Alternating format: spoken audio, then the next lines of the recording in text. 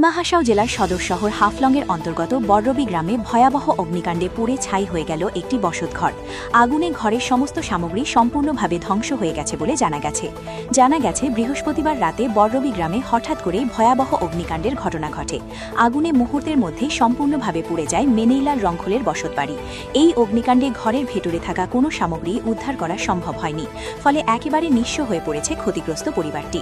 প্রাথমিকভাবে জানা গেছে এই ঘটনায় প্রায় 2 লক্ষ টাকারও বেশি ক্ষয়ক্ষতি হয়েছে। তবে কী কারণে আগুন লাগলো তা এখনও পর্যন্ত স্পষ্টভাবে জানা যায়নি।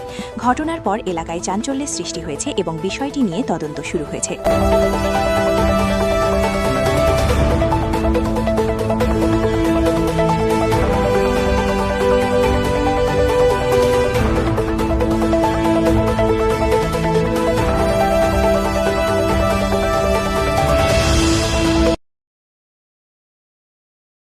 ঘটনার পর এলাকায় চাঞ্চল্যের সৃষ্টি হয়েছে এবং বিষয়টি নিয়ে তদন্ত শুরু হয়েছে।